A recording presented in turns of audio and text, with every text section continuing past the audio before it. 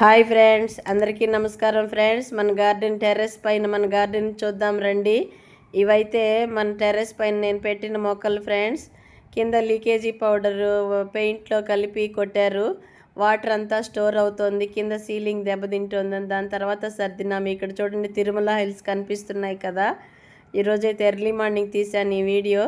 మొక్కలు ఎలాగున్నాయి చెప్పండి ఫ్రెండ్స్. మీలో ఎంతమందికి మొక్కలు అంటే ఇష్టము నాకు కామెంట్లో తప్పకుండా తెలియచేయండి. ఇవన్నీ సర్దిన తర్వాత చాలా హ్యాపీగా ఉంది ఫ్రెండ్స్. అయితే ఇంకొక రౌండ్ చిమ్మాలి.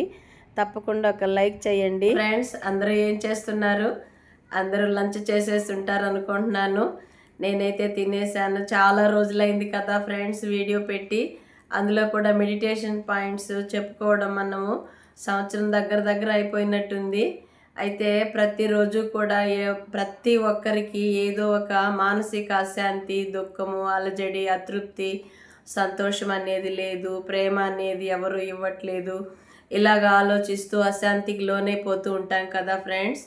అయితే మనకు మనం చెక్ చేసుకుంటూ ఉండాలి. అంటే నేను ఎలా చేస్తానో దాన్ని బట్టి మీకు కూడా తెలియచేస్తున్నాను. నేను కొన్ని క్లాసెస్ ఫాలో అవుతాను. నేను మెడిటేషన్ క్లాసెస్కి వెళ్తాను ఫ్రెండ్స్. అయితే ఇవన్నీ కూడా మనం ఎదుర్కోవాలి అంటే ఎదుటి వాళ్ళని చేయి చాచకుండా, అంటే ప్రేమ, స్నేహము, ఆనందము, ఆప్యాయత అనేటివి ఎదుటి వాళ్ళని అడగడానికి బదులుగా మనమే సంపాదించుకొని వాళ్ళకి పంచిపెట్టగలిగితే, లౌకికమైన ధనమైతే ఇలాగొచ్చి అలాగా, లౌకిక ధనమైతే ఖర్చు పెడితే అంటే తరిగిపోతూ ఉంటుంది, అంటే వదిలిపోతూ ఉంటుంది. అలాగే లౌకిక ధనం అయితే వినాశనం అయిపోయేది. నా దగ్గర 4 రూపాయలు ఉంటే మీకు 2 రూపాయలు ఇస్తే నాకు 2 రూపాయలు తగ్గిపోతుంది. అలాగే మనలో ఉన్న తెలివితేటలు మనకు పుస్తకాల రూపంలో పెద్ద పెద్ద మహాత్ములు అందరూ కూడా ఇచ్చిన, మునులు, తపస్వి మూర్తులు ఇచ్చినటువంటి నాలెడ్జ్, అంటే ధనము అవినాశి ధనంగా మనతోనే, మన జతలోనే పెట్టుకోవచ్చు. అయితే ఎలా పెట్టుకోగలము అనేది మనం చెక్ చేసుకుందాము. ఈరోజు నాకు శాంతి లేదు అని ప్రశ్న వచ్చిందనుకో, నాకు ఈరోజు శాంతే లేదని ఎదుటి వాళ్ళకి చెప్తాం. అయితే మనల్ని మనం ప్రశ్నించుకోము.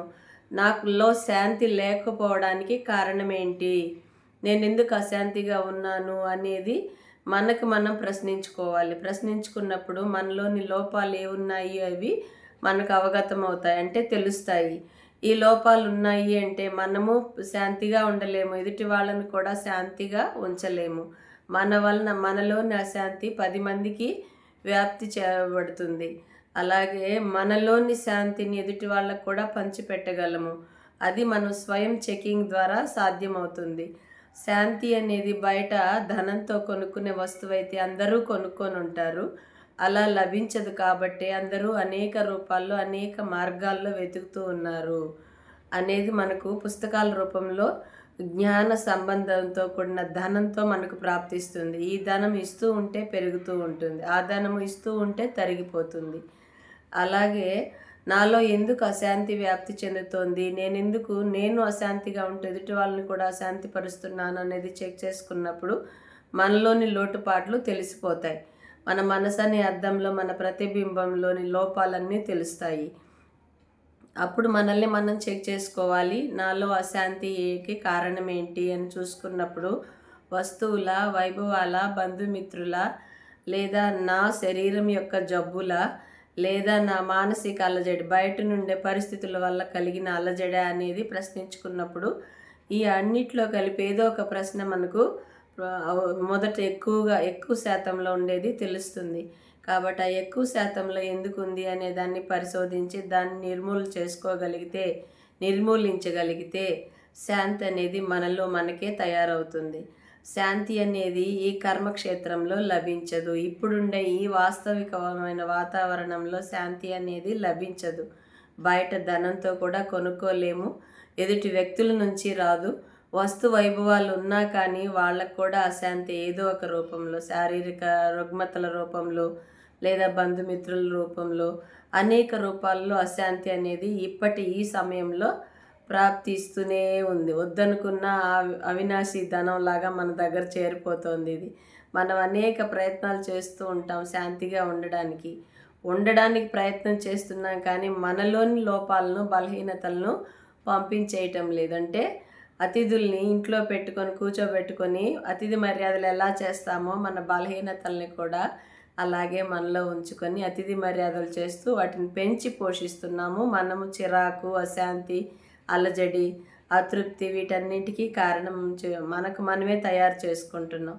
కాబట్టి ప్రతి ఒక్కరము ప్రశ్నించుకోవాలి, నాలోని లోపాలు ఏమున్నాయి అని తొలగించుకునే ప్రయత్నం చేస్తూ ఉన్నప్పుడు ఆటోమేటిక్గా మనలోనే శాంతి అనేది ఏర్పడుతుంది.